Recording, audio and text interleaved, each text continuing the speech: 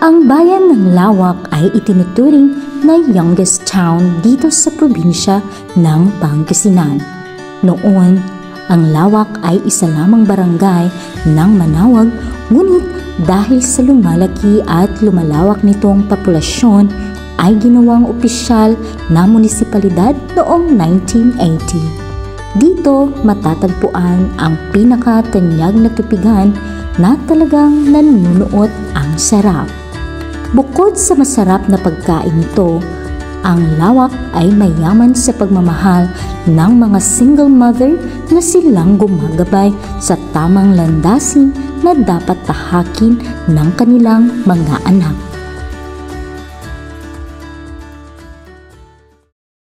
Ganito ang araw-araw na rutina ni Aling Lerma. Nagluluto ng masasarap na merienda at itinitinda niya sa kanyang sari-sari store na siyang tinatangkilik ng mga tao dito sa barangay Casa Nestibanan dito sa Lawak.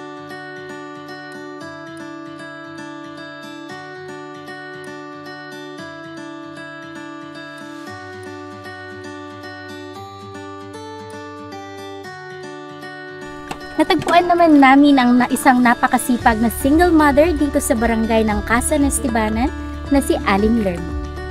Tara! Tayo! Bakit dito? Magandang tanghali po. Ano po yan? Dito po ba nakatira si Aling Lerma? Apo. Ma, may naghahanap sa'yo. Oo.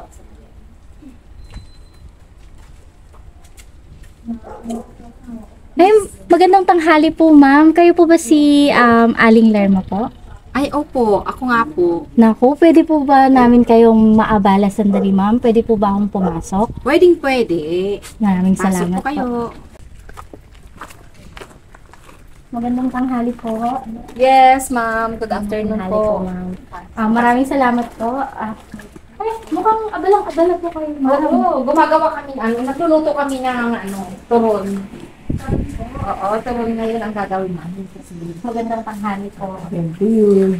Si Aling Lerma ay isang masayahin at masigasig na single mother sa kanyang 3 anak. Namatay ang kanyang asawa matapos ma-stroke. Ngunit ang pagkamatay ng kanyang katuwang sa buhay ay hindi naging hadlang para magpatuloy sa buhay at bumangon muli para sa kanyang mga anak. Dahil sa kanyang sipag at tiyaga, napagtapos niya ang kanyang panganay na anak sa kolehiyo at patuloy na pinag-aaral ang 2 anak. Bagamat mag-isa lamang si Aling Lerma na nagtataguyod sa kanyang mga anak, napalaki niya ang mga ito na may respeto, pagmamahal at responsable. Bago pumasok ang bunsong anak ni Aling Lerma ay tumutulong pa siya sa kanyang ina na magluto ng merienda at magtinda sa kanilang sari-sari store. Tinutulungan ko po yung mama ko sa pagtatrabaho bago ako pumasok sa school kasi marami po siyang ginagawa.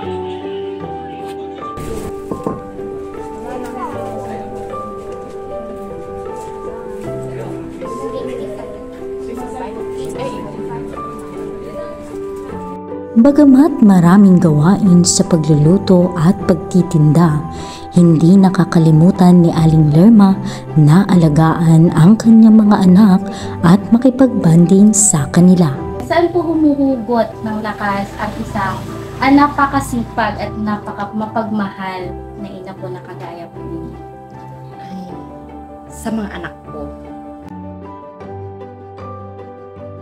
Sa kanila lang ako humuhugot ng lakas at tibay bilang tatayo bilang ina at ama sa kanila.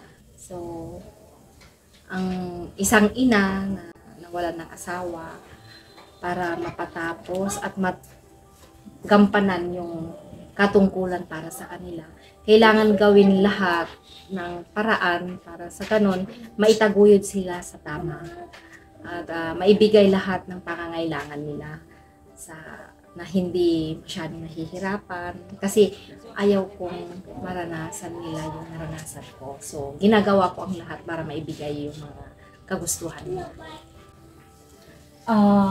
Ma'am Lerma, ano naman po yung naranasan po ninyo simula po nung mawalan po kayo ng katuwang sa buhay? Sa naranasan, marami. Andyan yung nagigipit sa financial, problema sa financial, pero isa lang yung nasa isip ko, o isa lang yung ginagawa ko, lumalapit kay Lord. Kasi sa Kanya lang tayo pwedeng kumuha ng lakas, or sa Kanya lang tayo pwedeng humingi ng tulong. Walang iba, dahil may pamilya man ako, pero parehas lang, kumbaga, katulad ko lang din na mahirap. At alam kong wala rin akong mapapala kung lalapit ako sa kanila para hihingi ng tulong. So, sabi nga nila, kung hihingi ka ng tulong kay Lord, kailangan mo gawan ng paraan. Malaking tulong yung store na pagkukuhanan ng araw-araw na baon nila, dahil hindi na ako namroblema kapag may napagbintahan na. Doon huhugot na, tsaka hindi naman nasisiro sa umaga. Lalo ngayon, halimbawa ngayon, o sa pagkain pa lang, nakabinta na ako more or less 1,000 na kasi yung order. Napakaganda naman po ng karanasan na ibinahagi ninyo. Sa sulok ng tahanan ni Aling Lerma ay nakita namin ang pangalawang anak na lalaki na si John Lee na tumutugtog ng gitara. Hello, John Lee. Hello po. Ang husay mo namang maggitara.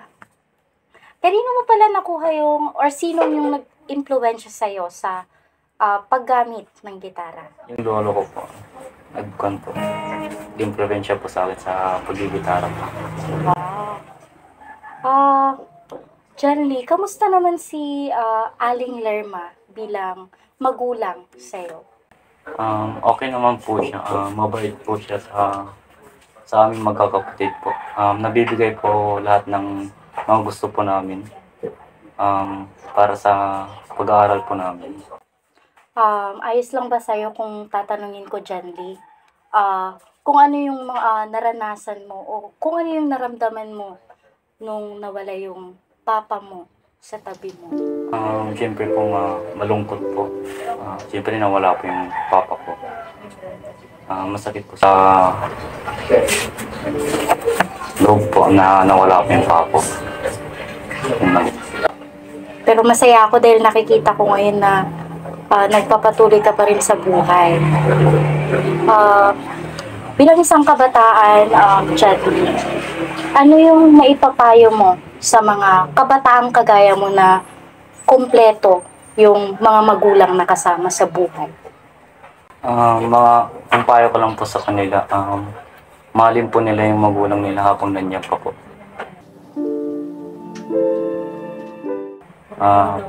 Pag pong bigyan ng sakit ng ulo. Tama, napakahalaga na mahalin natin ang ating mga magulang. Kung sakali man, John Lee, mabigyan ka ng pagkakataon na makaharap mo yung papa mo ngayon, maaari ka bang magbigay ng mensahe sa iyong papa?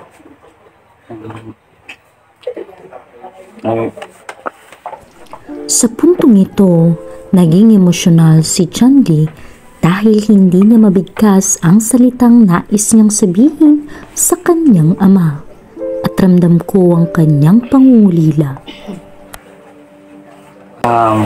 Masasabi ko lang po sa kanya, miss na miss ko na siya.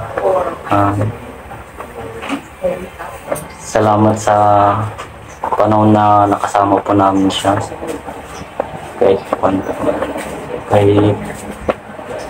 unting panahon lang po nakasama namin siya. Huwag kang mag-alala.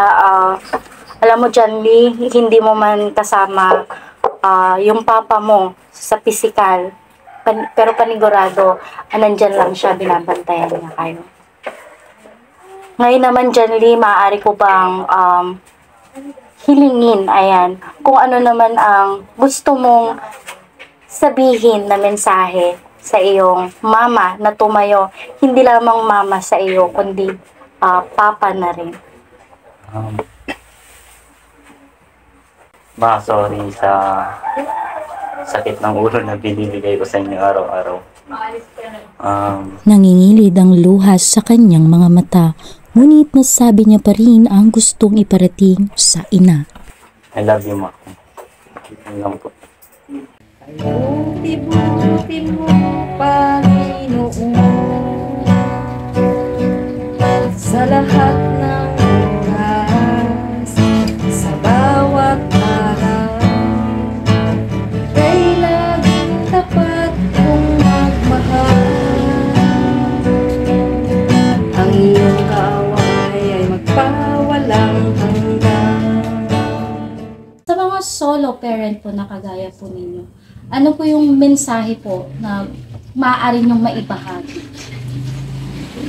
Bilang solo parent, ang kailangan lang natin, kasi tayo na yung tanggapin na natin na tayo yung naiwan para gampanan para sa mga anak natin. So kailangan natin maging matatag, masipag, matyaga, at dapat straight ka lang sa goal mo para sa ganun, lahat ng gusto mong ibigay sa mga anak mo, maibibigay mo. Kasi hindi mo maibibigay kung hindi mismo ikaw ang gagawa.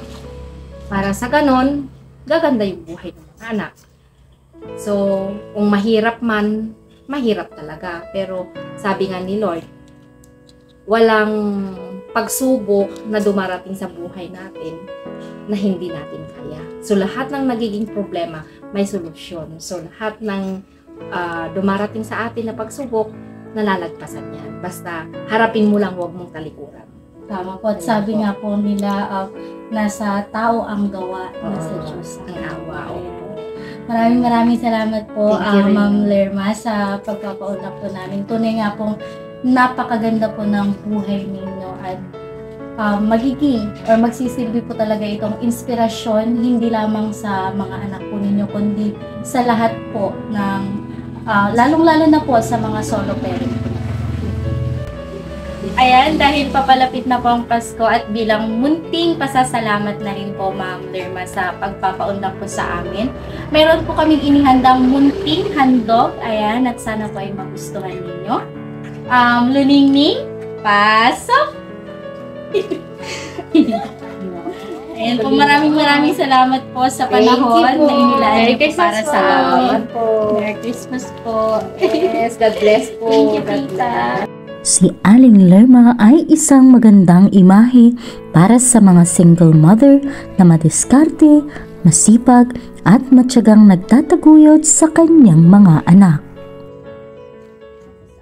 Ngayon naman ay patungo kami sa Barangay Talugtog dito sa Lawak para bisitahin ang isang masayahin at mapagmahal na single mother na si Nanay Maricel. Makalipas ang isang oras, sa wakas, nakarating na kami sa aming destinasyon.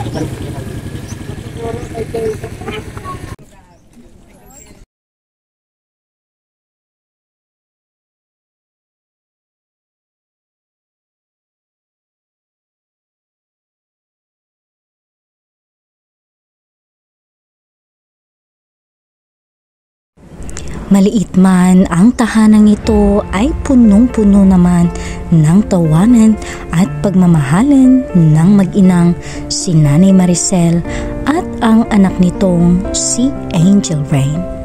Nang makita ako ni Nanay Maricel ay sinalubong niya ako ng kanyang mainit na pagbati at matatamis na ngiti.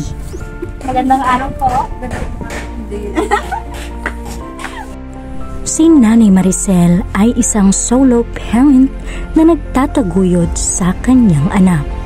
Bakas sa mukha ng mag-ina ang tunay na kasiyahan na hindi matutumbasan ng anumang bagay dito sa mundo.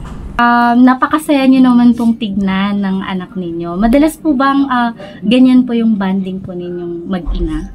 Oo, madalas. Parang ang lungkot ka. Nakakatuwa po kayong tignan dahil parang magkaibigan lang po kayo, no? Oo, kaibigan na magkaaway. Pagminsan. Siya po ba yung Ma'am Maricel, siya po ba yung nag-iisang anak po ninyo? Oo, nag-iisa na maganda, masipag, medyo maldita. Di bale, ilang taon na po siya? Magpi-15 na sa December 29. Dalagang-dalaga na po. Si Angel Rain ang katuwang ni Nanay Maricel sa lahat ng bagay at isang regalo mula sa Diyos kung ituring. Kumusta naman po, Ma'am Maricel, ang buhay po natin bilang isang single mom? Masaya, mahirap. Pag minsan, masaya kasi wala kang pinoproblema na asawa. Kung okay lang po sa inyo, Ate Maricel, pwede ko po bang tanungin po kung kailan po kayo naging single mom po? Matagal na. So matagal na pong mag-isa kayong nagtataguyod sa anak ninyo? Yung una, yung papa ng anak ko, hiwalay kami. Tapos yung pangalawa, kasal kami, hiwalay na naman kami. So, bali ngayon po, talagang mag-isa nyo na lang po. Wala po kayong kasama dito yung magulang po ninyo? Wala na, patay na silang lahat. Dalawa na lang kami. So, ang hirap na walang magulang. Wala akong magsabihan ng problema. Napakahirap po talaga dahil sa kanila po tayo lumalapit para maglabas ng sama ng loob. Hindi mo lahat masabi yung mga problema kasi yung mga kapatid mo din, busy din sila sa mga buhay nila. May kanya-kanya din silang problema. Sila sarili ko na lang yung problema ko. Niiyak ko na lang. Di bali may kapatid po pala kayo? Sila din yung tumutulong sa akin pag minsan.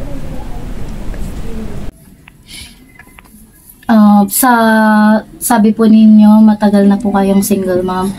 Ano-ano po yung mga naging paraan po ninyo para makasurvive po sa buhay?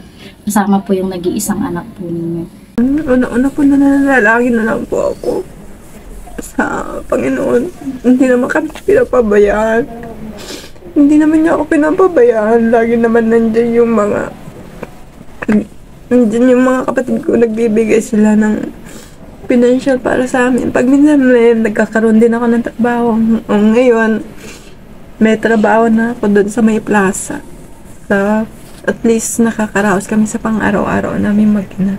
Napakiinam po na nandyan po yung mga kapatid po ninyo na laging bukas ang palad para tulungan po kayo. Alam ko po, Ma'am Maricel, mahirap po ang buhay. Pero sa katulad nyo po na laging lumalapit sa Panginoon, panigurado po lahat po ng panalangin po ninyo, may magiging kapalit po or kasagutan. Sa kabila ng masayahing mukha ni Nanay Maricel ay nagkukubli ang kalungkutan dahil sa kanyang mga dagok na kanyang naranasan sa buhay. Naoperahan po kayo? Saan po? Dito sa may ovarian. Pinoperahan niya ako. Hindi rin ako pinabayaan ng mga kapatid ko. Sila din ang asik sa akin. Ganun din yung anak ko, hindi sa pinabayaan. Nalagaan nila. So, nagpapasalamat ako sa kanila na nandyan sila. Lalo-lalo ng Panginoon. Binuhay niya ulit ako para sa anak ko.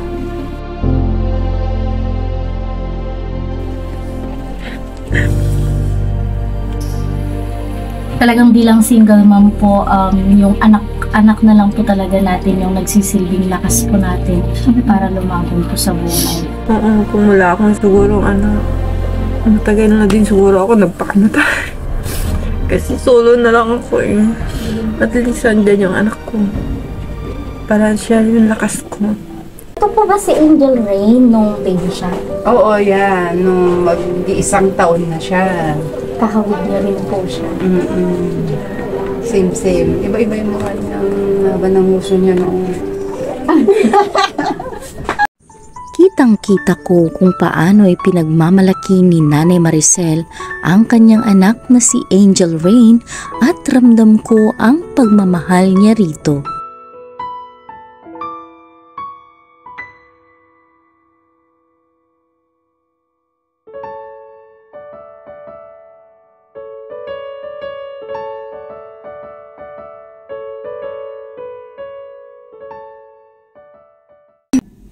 Hi, Angelica Rain. Tama ba? Angel Rain po. Wow, napakaganda ng pangalan na ibinigay sa'yo ng mama mo. Angel Rain. Matagal na raw na kayo lang ang magkasamang dalawa. Opo. Pwede ka bang magkwento sa akin kung ano yung mga naranasan ninyo o naranasan mo bilang anak ni Ate Maricel? Maayos naman po at maganda naman po dahil hindi naman po kami nagkahiwalay ni Mama nung Pasko, New Year, tsaka sa mga birthday po namin. Pero meron po nung time na yun na inoperahan po siya at magkahiwalay po kami. Doon po ako masyadong nalungkot. Yung nakwento niya sa akin na naoperahan siya sa kanyang ovary. Opo. At yung mga kapatid niya yung pansamantalang nag-alaga sa'yo. Masaya si Angel Rain sa piling ng kanyang butihing ina. Ngunit hindi pa rin mawawala ang pangungulila sa kanyang amang iniwan sila noong siya'y sanggol pa lamang. Ayos lang ba, Angel Rain, kung tatanungin ko sa'yo, hinahanap-hanap mo pa rin ba yung kalinga ng isang ama? Namimiss mo ba si papa mo? Hindi mo ba siya totally nakita o nakasama mo rin siya? Hindi ko po totally nakita. Simula nung baby ka? Hindi mo siya nakita? Hindi po. So talagang hinahanap-harap mo rin yung kalinga ng isang ama, lalo na ngayon dalaga ka na. Masakit po tsaka naiinggit din po ako sa mga kaklase ko tsaka kaibigan ko dahil may mga papa po sila tapos binubuli din po nila ako doon. So nabubuli ka dahil wala kang nakakasamang papa sa school. Opo. Pero alam mo, sabi nga nila, 'di ba? Mararanasan mo yung sakit sa buhay pero magpatuloy ka lang. At gayahin mo si mama mo. Alam mo ba, sabi niya sa akin kanina, lagi lang siyang lumalapit sa Panginoon. Panigurado hindi ka papabayaan ng itaas. Mayroon ka bang mensahe kay Mama Maricel mo? Gusto ka bang sabihin? Nagpapasalamat po ako sa kanya dahil po nagsakripisyo po siya para mataguyod po ako sa pag-aaral ko. Sana po hindi po siya mahal na mahal ko po siya. At mahal na mahal ka rin niya. Kung bibigyan ka naman ng pagkakataon, kunwari nasa harapan mo yung papa mo ngayon, ano naman yung gusto mong iparating ng mensahe sa papa mo? Gusto ko po siyang tanungin kung bakit niyo po iniwan si Mama.